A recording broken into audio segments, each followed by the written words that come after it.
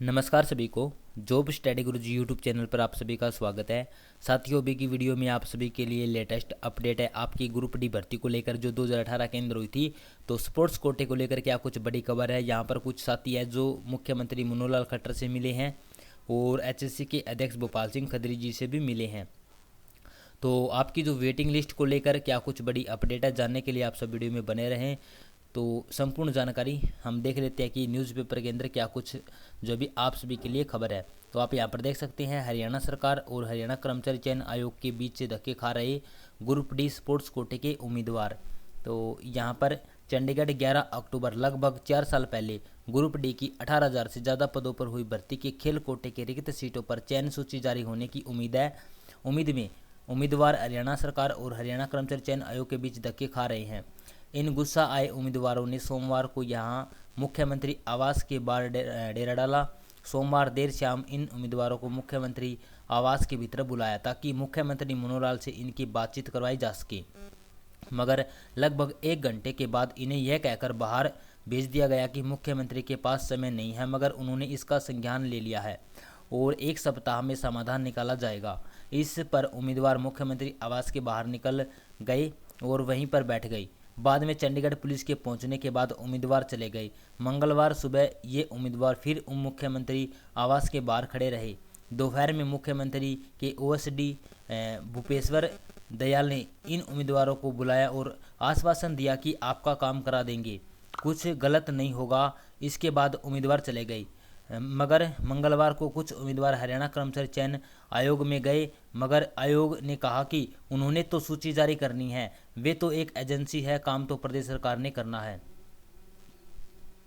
यूं धक्के खा रहे ये उम्मीदवार जींद उपचुनाव से पहले ग्रुप डी पदों का फाइनल परिणाम जारी किया गया था, उन्हें तुरंत ज्वाइन भी करवा लिया गया, मगर कुछ उम्मीदवारों ने हाईकोर्ट का दरवाजा खटखटाया कि जब विज्ञापन जारी किया गया था उस समय 25 मई 2018 की खेल ग्रेडेशन सर्टिफिकेट पॉलिसी के अनुसार सर्टिफिकेट जारी होना चाहिए थे।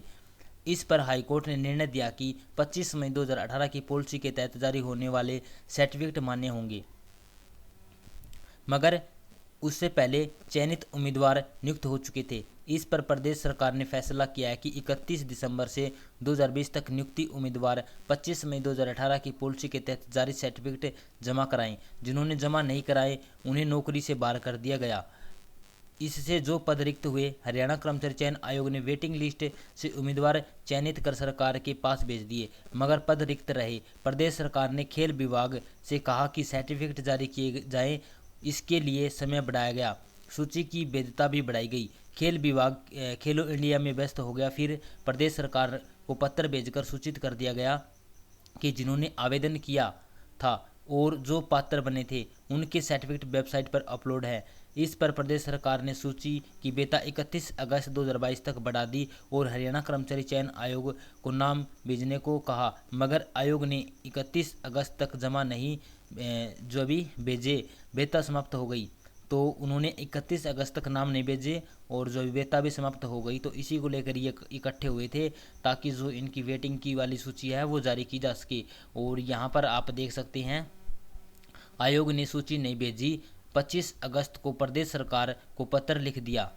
जब प्रदेश सरकार ने 22 जुलाई 2022 को सूची की वैधता 31 अगस्त 2022 तक बढ़ा दी थी और मानव संसाधन विकास की तत्कालीन सचिव आसिमा बराड़ा ने आयोग के सचिव को बुलाकर कह भी दिया था, तो आयोग की तरफ से चयन सूची भिजवाई जानी चाहिए थी, मगर आयोग ने 10 अगस्त और 25 अगस्त 2022 को प्रदेश सरकार को पत्र लिख दिया कि पहले ही कुल विज्ञापित पोस्ट का 10% से ज़्यादा नामों की सिफारिश कर दी है और यहाँ पर ईएसपी कोटे की रिक्त सीटों के लिए 10% से कम है। और एचएससी ने कहा कि ईएसपी कोटे की 1518 सीटें थी, जिनमें से 342 पद अभी भी रिक्त हैं।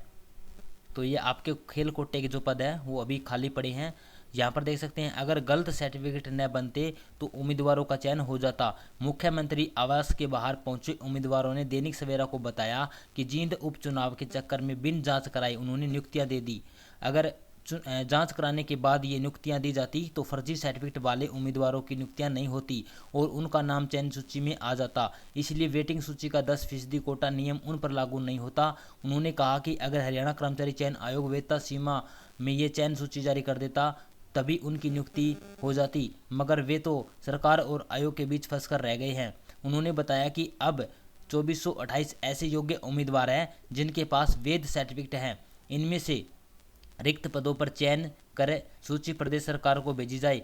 उधर हाईकोर्ट ने उन हटाए गए कर्मचारियों को कोई राहत नहीं दी है जिन्हें सर्टिफिकेट समय पर जमा न कराने या सही सर्टिफिकेट प्रस्तुत न करने के कारण हटाया गया था। हाईकोर्ट ने कहा कि विभाग हर उम्मीदवारों को हटाने के अलग से नया नोटिस जारी करे, तब तक वे काम करते रहेंगे। साथ में हाईकोर्ट ने खेल विभाग को कहा कि उनके आवेदन सर्टिफिकेट के लिए लंबित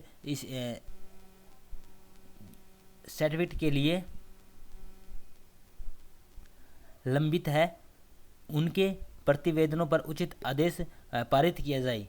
तो ये आप सभी के लिए एक बड़ी अपडेट थी भाई, जो आपके स्पोर्ट्स कोटे के जो खिलाड़ी हैं उनको लेकर, वो अपनी मांग को लेकर, अपनी जो वेटिंग लिस्ट को लेकर मुख्यमंत्री आवास भी गए हैं और जो अभी HSC के अध्यक्ष भोपाल सिंह खत्री जी से भी मिले हैं। तो इनकी जो लिस्ट है वो कब तक जारी होती है तो उसके लिए आपको वेट करना पड़ेगा। जैसे ही इसके आगे की अपडेट मिलती है आपको इस यूट्यूब चैनल में मिल जाएगी। तो आज की इस वीडियो में इतना ही। Thank you. जय हिंद, जय भारत।